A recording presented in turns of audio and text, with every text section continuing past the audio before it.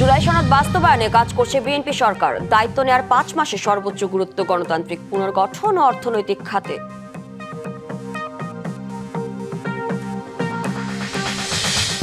গণভোটের রায় বাস্তবায়নে ব্যর্থ হলে সরকারকেও ব্যর্থ করে দেওয়ার হুঁশিয়ারি জামায়াত আমিরের।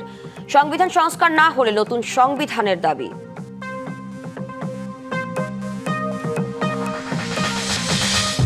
সিস্টেম লসের আড়ালে চলছে বিদ্যুৎ চুরি। উন্নত বিশ্বে 6% হলেও দেশে তা 10-এর বেশি। 1% কমানো গেলে বছরে সাশ্রয় হবে 1000 কোটি টাকা।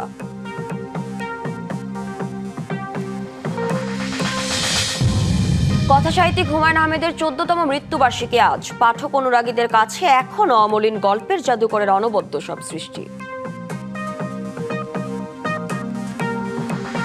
গণভোটের রায় বাস্তবায়নে ব্যর্থ হলে সরকারকেও ব্যর্থ করে দেওয়া হবে বলে হুঁশিয়ারি দিয়েছেন জামাতে ইসলামের আমির ডাক্তার শফিকুর রহমান। বরিশালে 11 দলীয় জোটের বিভাগীয় সমাবেশে হুঁশিয়ারি দেন তিনি। আর এনসিপির আহ্বায়ক নাহিদ ইসলাম বলেন, সংবিধান সংস্কার না হলে নতুন সংবিধানের দাবি ওঠানো হবে। শনিবার দুপুরে বরিশাল নগরীর হেমায়েতুদ্দিন কেন্দ্রীয় ঈদগাহ ময়দানে 11 দলীয় জোটের বিভাগীয় সমাবেশ। এ সময় সরকারের নানা পদক্ষেপের সমালোচনা করেন জোটের নেতারা। বিএনপির 31 দফার ইতিমধ্যে 6 থেকে 7 দফা তারা নিজেরা ভঙ্গ করেছে গত 5 মাসে। সরকারের স্থানীয় সরকার মন্ত্রী বলে তারা নাকি কোনোদিন সংবিধান সংস্কারের কথা উচ্চারণই করেন নাই। প্রধান অতিথির বক্তব্যে বাংলাদেশ জামায়াত ইসলামীর আমির ডাক্তার শফিকুর রহমান বলেন, গণভোট ব্যর্থ হলে সরকারকেও ব্যর্থ করে দেয়া হবে। 71 থাকবে 71 মর্যাদায়, 24 থাকবে তার মর্যাদা। 24-এর বীরদেরকে যথাযথ রাষ্ট্রীয় সম্মানে সম্মানিত করতে হবে। সংসদের ভিতরের কথাগুলো আজকে আর সংসদের হাউসে নাই, এটা দুনিয়ার সর্বত্র চলে গিয়েছে। পদে পদে মিথ্যা বলবেন, ধোঁকা দিবেন, পরিণতির জন্য তৈরি থাকুন। এদিকে জুলাই সনদ বাস্তবায়নের উপর জোর দিয়ে সমাবেশে বক্তব্য রাখেন এনসিপির আহ্বায়ক নাহিদ ইসলাম। দাবি করেন, 5 আগস্টের পর বিএনপি গণতন্ত্রের বিপক্ষে কাজ করছে। 5ই আগস্টের পর থেকে তারা গণতন্ত্রের বিপক্ষে লড়াই করে যাচ্ছে। আসল কথা হচ্ছে, বিএনপি কখনোই গণতন্ত্রের পক্ষে ছিল না। তারা লড়াই করেছিল ক্ষমতার জন্য। তারা গণঅভ্যুত্থানে আমাদের সাথে কাঁধ মিলিয়েছিল ক্ষমতার জন্য, নিজেদের স্বার্থ হাসিলের জন্য। দক্ষিণাঞ্চলের সার্বিক উন্নয়ন ছাড়া দেশের সামগ্রিক অর্থনৈতিক মুক্তি সম্ভব নয় বলে মন্তব্য করেন অন্যান্য বক্তারা। কর্মসংস্থান নিশ্চিত হয়েছে, সাধারণ জনগণের নয়, চাঁদাবাজদের, ছাত্র দলের, যুব দলের, শ্রমিক দলের। Ziyad Mahmud, DBC news, Barishal. 19 July ছাত্র জনতার আন্দোলন রূপ নেয় অগ্নিশিখায়। কোটা আন্দোলনের ইতিহাসে সবচেয়ে রক্তাক্ত দিনগুলোর একটি।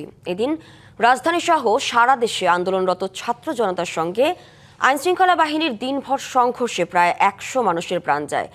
দেশজুড়ে সংঘাত, গুলির শব্দ আর আতঙ্কের মধ্যেই আওয়ামী সরকার ইন্টারনেট বিচ্ছিন্ন করে শুরু করে আন্দোলন দমনে কঠোর অভিযান।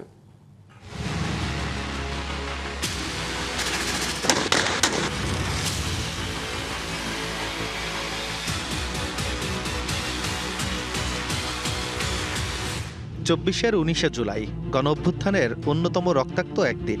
শুধু ঢাকা নয়, দেশের বিভিন্ন প্রান্তে ছড়িয়ে পড়ে ব্যাপক সংঘর্ষ। আইনশৃঙ্খলা বাহিনীর গুলিতে প্রাণ হারান শতাধিক মানুষ। আগের দিন সংঘর্ষ, সহিংসতা ও প্রাণহানি বাড়তে থাকলে দেশজুড়ে বন্ধ করে দেয়া হয় ইন্টারনেট। পরদিন পূর্ণাঙ্গ শাটডাউনে কার্যত অচল হয়ে পড়ে গোটা দেশ। রাজধানীর যাত্রাবাড়ি, উত্তরা, মিরপুর, মোহাম্মদপুর, ধানমন্ডি, বাড্ডা সহ বিভিন্ন এলাকা পরিণত হয় সংঘর্ষের হটস্পটে। ধাওয়া পাল্টা ধাওয়া, গুলি আর আগুনে রণক্ষেত্রে রূপ নেয় ঢাকা।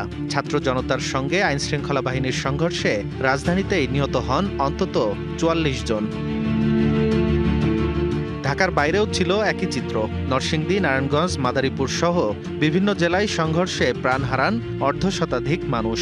আহত হন আন্দোলনকারী, সাংবাদিক ও সাধারণ পথচারী সহ কয়েকশো। এদিন নরসিংদী জেলা কারাগারে হামলার পর পালিয়ে যায় 826 বন্দী, যাদের মধ্যে বেশ কয়েকজন জঙ্গিও ছিল।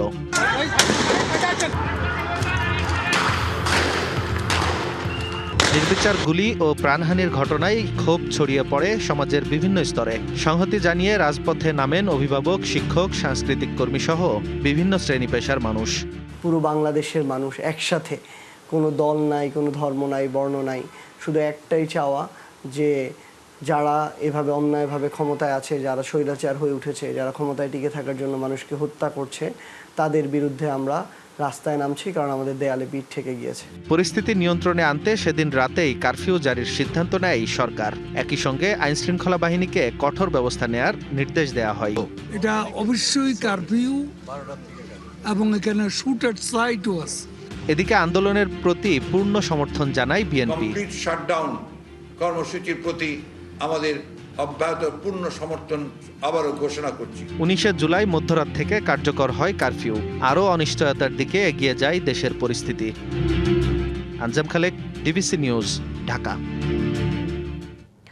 ভোক্তার পকেট কেটে চড়া দামে উৎপাদিত বিদ্যুৎ চুরি হচ্ছে সিস্টেম লসের নামে। উন্নত বিশ্বে যেখানে সিস্টেম লস 6% আশপাশে, বাংলাদেশে তা বছরের পর বছর 10% বেশি। বিদ্যুৎ কালোবাজারির বড় খাত ব্যাটারি চালিত অটোরিকশা, আর এই চক্রের সাথে জড়িত খোদ বিদ্যুৎ বিভাগের কর্মকর্তারাই। বিশেষজ্ঞরা বলছেন 1% সিস্টেম লস কমালেই বছরে সাশ্রয় হবে অন্তত 1000 কোটি টাকা। গ্রিড আধুনিকায়ন আর স্মার্ট মিটারের মাধ্যমে এই কালোবাজারি দ্রুতই নিয়ন্ত্রণ করা সম্ভব। অনিয়ম, চুরি আর দুর্নীতিতে হাবুডুবু খাচ্ছে দেশের বিদ্যুৎ খাত। সর্বোচ্চ চাহিদা 18,000 মেগাওয়াট হলেও উৎপাদন সক্ষমতা 33,000 মেগাওয়াটের বেশি। ফলে ক্যাপাসিটি চার্জের নামে গচ্ছা যাচ্ছে হাজার হাজার কোটি টাকা। শুধু তাই নয়, গ্যাস, কয়লা, ফার্নেস অয়েল সহ বিদ্যুৎ উৎপাদনের জ্বালানি প্রায় 100% আমদানি নির্ভর হওয়ায় বিশ্ব বাজারের ওপর নির্ভরশীলতা বাড়াচ্ছে উৎপাদন খরচ। এখানেই শেষ নয়, ভোক্তার পকেট কেটে চড়া দামে উৎপাদিত এই বিদ্যুৎ সিস্টেম লসের নামে চুরি হয়ে যাচ্ছে দিন দুপুরেই। উন্নত বিশ্বে সিস্টেম লসের পরিমাণ 6%-এর কাছাকাছি হলেও বাংলাদেশে তা 10%-এর নিচে নামছেই না। অনেক ক্ষেত্রে শোনা যায় যে হুকিং করে যে ইলেকট্রিক ভেহিকেল চার্জিং হয়। আমাদের উদ্দেশ্য হওয়া উচিত, যেটা আগে বলছিলাম, যে এটাকে দ্রুততার সাথে 8%-এর দিকে নিয়ে আসা, যেটা 10%-এর উপরে আছে, এবং পরবর্তী সময় এটাকে ইন্টারন্যাশনালি যেটা অ্যাডভান্সড ইকোনমি যে লেভেলে আছে 6% গড়, সেদিকে আমরা যদি যেতে পারি। অথচ মাত্র 1% সিস্টেম লস কমানো গেলেই বছরের সাশ্রয় হবে অন্তত 1000 কোটি টাকা। 1% যদি কমানো হয় আমাদের এখন যে ওভারঅল গ্রিডের খরচ বিদ্যুৎ খাতে, তাহলে 1000 কোটি টাকার উপরে বেশি সাশ্রয় করা সম্ভব। গ্রিড মডার্নাইজেশন, স্মার্ট মিটারিং, হ্যাঁ, ইনফ্যাক্ট স্ক্যাডার সিস্টেম নিয়েও তারা কাজ করছে। সো এগুলো প্রপারলি যদি করা যায় তাহলে এটাকে আরো কমানোর সুযোগ আছে। বিশেষজ্ঞরা বলছেন, একসময় বাসাবাড়িতে অবৈধ লাইনের মাধ্যমে বিদ্যুৎ চুরি হলেও এখন কালোবাজারির বড় খাত হয়ে উঠেছে ব্যাটারি চালিত অটোরিকশা। আর এ কালোবাজারির সঙ্গে জড়িত খোদ বিদ্যুৎ বিভাগের কর্মকর্তারাই। ফলে গ্রাহকের পকেট কাটার পাশাপাশি সংকটে পড়ছে খোদ সরকারও। এই চুরি আপনি দেখবো, যাদের কথা বলার দায়িত্ব তারা কথা বলবে না। তারা এগুলোই করতে শিখেছে, এগুলোই করতে উৎসাহী, কারণ এগুলো করে তাদের লাভ হয়, তারা নেপথ্যে লাভবান হয়। বিআরসি যদি আজকে এ খাতকে সুরক্ষা দিতে না পারে, তাহলে সরকার তার কিছুই করার নেই, সরকার কিছু করতে পারবে না। বিশ্লেষকরা বলছেন, বিদ্যুতের দাম বাড়িয়ে সাময়িক সমাধান মিললেও চুরি আর অপচয় বন্ধ না হলে এই খাতে স্বস্তি ফিরবে না। Yusuf Rana, DBC news, Dhaka. বাংলা সাহিত্যের গল্পের জাদুকর, নন্দিত কথাশিল্পী, নাট্যকার ও চলচ্চিত্র নির্মাতা হুমায়ুন আহমেদের 14তম মৃত্যুবার্ষিকী আজ। শব্দের জাদুতে তিনি নির্মাণ করেছিলেন এক অনন্য সৃষ্টিভুবন, যেখানে প্রজন্মের পর প্রজন্ম খুঁজে পেয়েছে জীবনের হাসি কান্না, প্রেম বিরহ আর আপনজনের গল্প। জীবদ্দশায় তিনি নির্মাণ করেছেন 8টি চলচ্চিত্র, রচনা করেছেন 1/2 শতাধিক নাটক এবং প্রায় 2 শতাধিক উপন্যাস ও ছোট গল্প। 2012 সালের 19 জুলাই যুক্তরাষ্ট্রের চিকিৎসাধীন অবস্থায় তিনি শেষ নিঃশ্বাস ত্যাগ করেন। তবে প্রয়াণের 14 বছর পরও তার সৃষ্টি ও স্মৃতি আজও সমান উজ্জ্বল। পাঠক, দর্শক, ভক্ত ও সহকর্মীদের হৃদয়ে হুমায়ুন আহমেদ এখনও অনিবার্য, এখনও প্রাসঙ্গিক।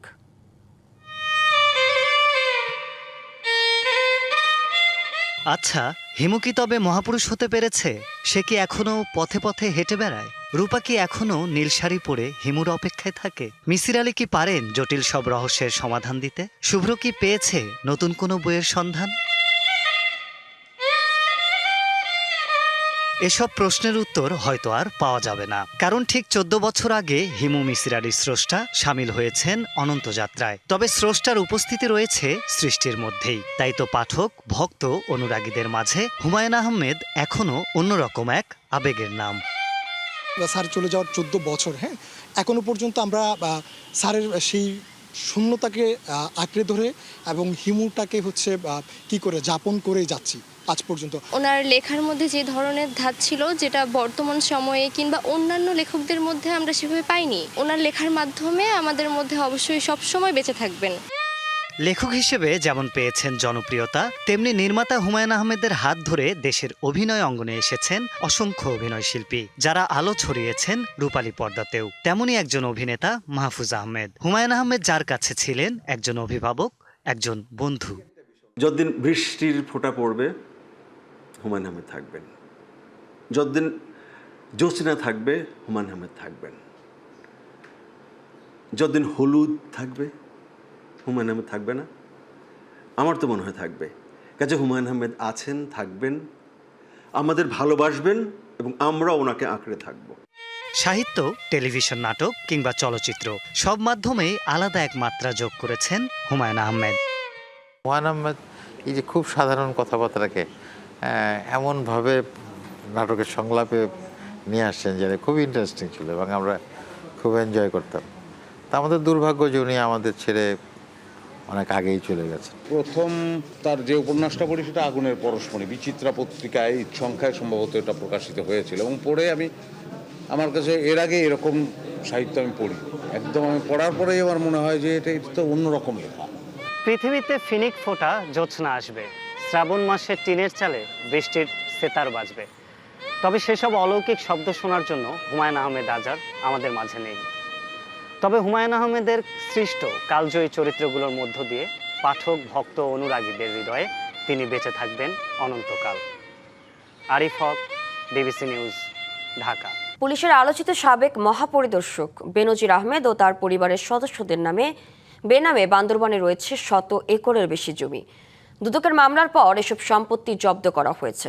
এর মধ্যে রয়েছে নৃগোষ্ঠীদের বেদখল হওয়া জমিও। তাদের দাবি, জোরপূর্বক দখল করা জমিগুলো প্রশাসনের হস্তক্ষেপে যেন ফেরত দেওয়া হয়। সবুজ পাহাড়ের বুকে বিস্তীর্ণ বাগান, মাছের ঘের, গরুর খামার আর চোখ ধাঁধানো বাগান বাড়ি। বান্দরবান সদরের সোয়ালক ইউনিয়নের মাছের পাড়ার 25 একরের এই বিস্তীর্ণ জমি পুলিশের সাবেক মহাপরিদর্শক বেনজির আহমেদ, তার স্ত্রী ও কন্যার নামে কেনা। এছাড়া লামা উপজেলার সরই ইউনিয়নে 1/2 একরের বেশি পাহাড়ি জমি কেনার তথ্যও রয়েছে পুলিশের সাবেক এই মহাপরিদর্শকের নামে। স্থানীয়দের অভিযোগ, কাগজে কলমে জমির পরিমাণ একরকম দেখানো হলেও প্রভাব খাটিয়ে আশপাশের আরও শতাধিক একর জমি বেদখল করেছেন বেনজির। উচ্ছেদ হয়েছে অনেক পরিবার। আর পাহাড়ি জায়গা আর বেনজির মানে দখল করে যে পুলিশ মানে আর জায়গা আর ফেরত চাই। এবার বেনজির আহমেদ ময়মনসিং মারমা কেয়ারটেকার, উনি পাহাড়িদের জায়গা টাকা দেব বলে প্রথমে টাকা দেব বলে জায়গাগুলো জোর করে নিয়ে গেছে। 2024 সালের 4 জুলাই আদালতের নির্দেশনার পর বেনজির আহমেদের জব্দ করা সম্পত্তির দায়িত্ব গ্রহণ করে বান্দরবান জেলা প্রশাসন। এখনো প্রশাসনের তত্ত্বাবধানে আছে এসব জমি। এখানে জেলা প্রশাসকের পক্ষ থেকে একটা রিসিভার কমিটি করে দেওয়া হয়। সেই কমিটির মাধ্যমে আদালতের নির্দেশনার পরিপ্রেক্ষিতে তখন থেকেই বেনজির সেই সম্পত্তিটি সরকারের নিয়ন্ত্রণে রয়েছে। বেদখল হওয়া জমির প্রকৃত স্বত্বাধিকারী নৃতাত্ত্বিক জনগোষ্ঠীর পরিবারগুলোর দাবি, প্রশাসনের হস্তক্ষেপে বুঝিয়ে দেয়া হোক তাদের জমির সত্ত্ব। বেনজির নামে এক পুলিশের কর্মকর্তা কিনছে আর কি, মানে তারা জোরপূর্বক করে নিয়েছে, কি করা যায় এই জন্য আর কি। পুলিশ প্রধান আইন জায়গায় লফলাইয়ে আইন গাছা খাড়িয়ারে ঘর বান্ধি গোটাল ঘর আইন 3 পয়সা কিছু নদী। জব্দ করা জমির মধ্যে নিজেদের হারানো সম্পত্তি ফিরে পেতে সরকারের কার্যকর উদ্যোগের অপেক্ষায় ভুক্তভোগীরা। DBC news desk. ইরানে 8ম রাতের মতো বিমান হামলা চালিয়েছে যুক্তরাষ্ট্র।